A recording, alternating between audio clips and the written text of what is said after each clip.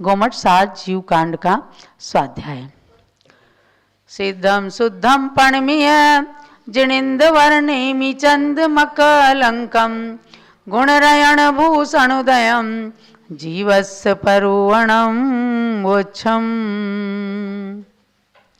जीव द्रव्य की 20 प्ररूपणाओं के माध्यम से संसारी जीव की दशा का वर्णन करने के लिए आचार्य श्री नेमिचंद्र सिद्धांत चक्रवर्ती ने क्रम से 20 अध्यायों के माध्यम से उनका प्ररूपण किया है।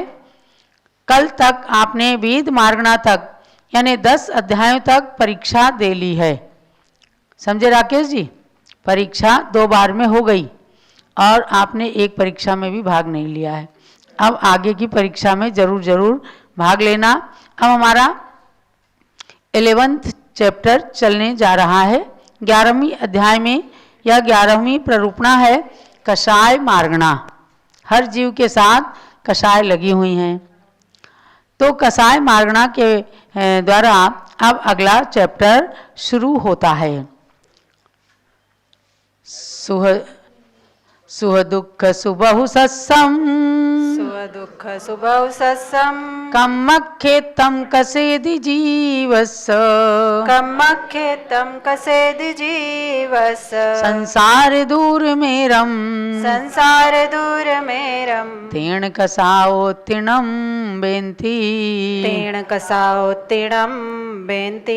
सामूहिक गाथा पढ़िए। सुह दुख सुबहु सत्सम कमखेतम कसेदि जीवस संसार दूर मेरम तेण कसाओ तिणम बेति। सुख दुख सुबहु सस्यम कर्म क्षेत्रम कृशति जीवस्य संसार दूर मर्यादम तेन कषाय इति मम ब्रुवन्ति। कषाय किसे कहते हैं? तो सिद्धांत की भाषा में और इसके व्युत्पत्ति अर्थ को, इसकी सार्थकता को आप समझिएगा कि सु दुख सुबहु सत्सम कम्मक खेतम कसेदि जीवस्य। देखो, संसार की लीला में जीव एक प्रमुख पात्र है। जीव मतलब आत्मा। हर एक शरीर में प्राणीधारी जो शरीरधारी प्राणी है उसके शरीर के अंदर एक आत्मा जीव नाम का द्रव्य रहता है, जिसके कारण उसकी सारी एक्टिविटीज चलती हैं। तो उस जीव को बताया कि जीव के सुख और दुख आदि रूप अनेक प्रकार के धान्य को उत्पन्न करने वाले तथा जिसकी संसार रूप मर्यादा अत्यंत दूर है, ऐसे कर्म रूपी क्षेत्र खेत के अंदर वह उस खेत का कर्षण करता है, इसलिए उसको कहते हैं कषाय। माने संसार के अंदर जीव के साथ कर्म का बहुत बड़ा एक खेत है। फार्म हाउस है समझो, बड़े बड़े फार्म हाउस लेते हैं लोग और उसके अंदर तरह तरह की चीज़ों को या तो बो देते हैं या अपने घर मकान बना लेते हैं, वहाँ जाकर के कुछ शांति का अनुभव करते हैं। तो कर्मों का खेत ये जीव तैयार करता है। तो वहाँ पर क्या है, संसार की मर्यादा से जो अत्यंत है अमर्यादित संसार यानी अनादिकाल से जिस संसार को हमने बना रखा है, ऐसे खेत को बोने के लिए तो उसमें क्या होता है, सुख दुख आदि रूप उसमें खेत के अंदर बीज बोए जाते हैं, पुण्य पाप के बीज बोए जाते हैं, तो सुख दुख रूपी फल उसमें प्राप्त होते हैं। तो जैसे उसके अंदर जो ये कर्षण करता है, माने उस खेत को तैयार करता है, इसलिए उसको कहते हैं कषाय। तो कहा कि कृष विलेखने इस धातु से कषाय शब्द बना है। कसती जो कस देता है, बंधन में डाल देता है, इसका अर्थ है जोतना, यानी जो खेत जोते जाते हैं।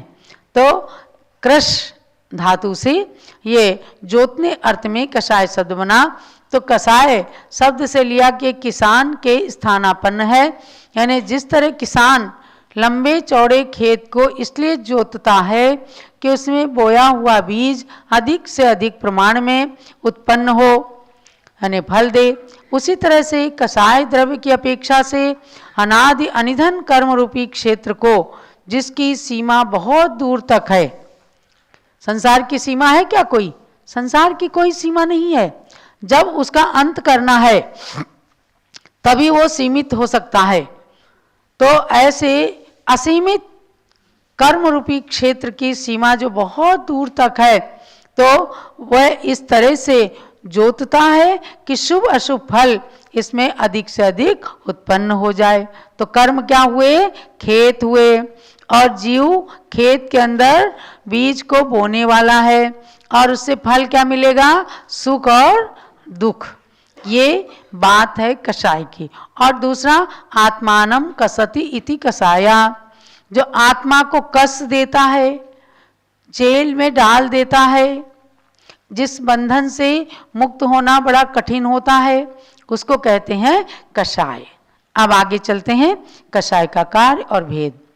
सम्मत देश सयल चरित जह खाद चरण परिणामे, सम्मत देश सयल चरित जह खाद चरण परिणामे, घादन्ति वा कषाया, गादन्ति वा कषाया, चौसोल असंख्य लोगमिदा, चौसोल संख्य लोगमिदा। सामूहिक गाथा पढ़िए।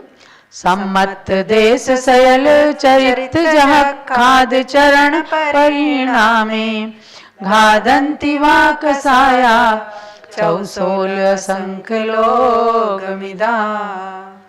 सम्यक्त देश सकल चरित्र यथा ख्यात चरण परिणामान, घातयन्ति वा कषाया, चतुषोडश असंख्य लोकमिता। अब कह रहे हैं कि सम्यक्त्व, देश चारित्र, सकल चारित्र और यथाख्यात चारित्र रूप परिणाम होते हैं 4 प्रकार के।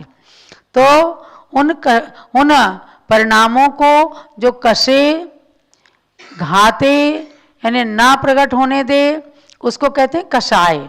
तो क्या है? सम्यक्त्व का घात अनंतानुबंधी कषाय करती है। समझे? 4 प्रकार की कषाय हैं। अनंतानुबंधी, अप्रत्याख्यानावरण, प्रत्याख्यानावरण और संज्वलन, यानी क्रोध मान माया लोभ के ये 4 तरह के भेद हो जाते हैं। अनंतानुबंधी आदि चारों के क्रोध मान माया लोभ कषाय, इस तरह 4 भेद होते हैं। तो कितने हो गए? 16। तो अब इनको जानना है कि जो अनंतानुबंधी क्रोध मान माया लोभ है वो सम्यक्त को नहीं होने देता। जो अप्रत्याख्यानावरण क्रोध मान माया लोभ है वो देश चारित्र नहीं होने देता, माने कि अणुव्रति नहीं बनने देता है। भाव ही नहीं होते वैसे कि हम अणुव्रतों को धारण करें या आगे मोक्ष मार्ग में चलें।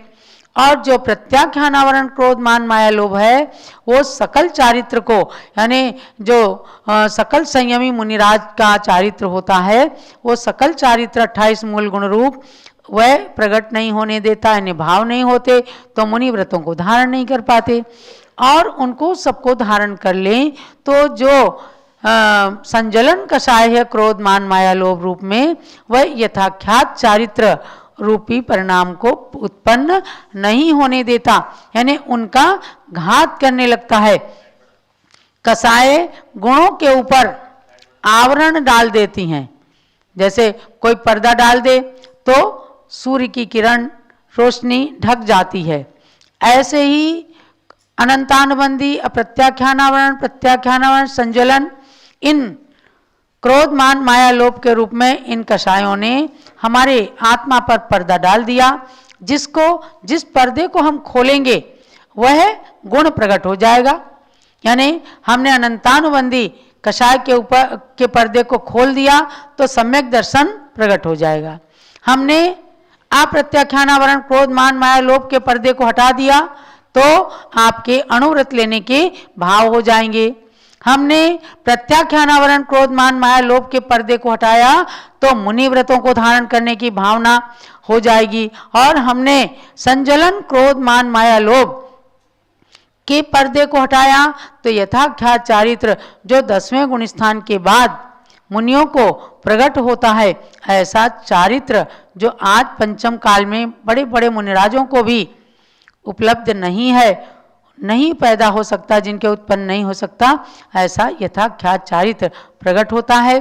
तो अपने को कसाय के बारे में जाना है कि हम जो है कषायों को कम करें ताकि सम्यक दर्शन और देश व्रतों को धारण करने के लायक बन जाएं।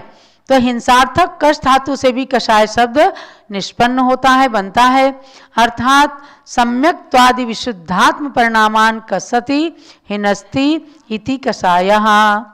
ये होता है कि सम्यक आदि विशुद्ध जो आत्मा के परिणाम हैं उनको जो मार देता है, उनको प्रकट नहीं होने देता है, तो ऐसी आत्मा के गुणों को कसने वाला, नष्ट करने वाला, घात करने वाला, नहीं प्रकट होने देने वाला एक कसाय है।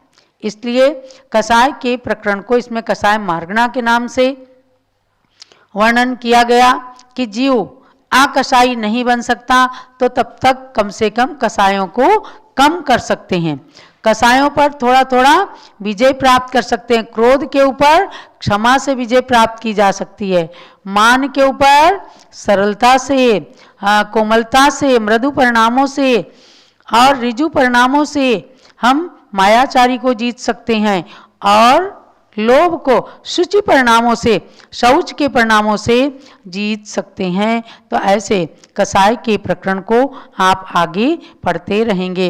अब हम आते हैं थोड़ा सा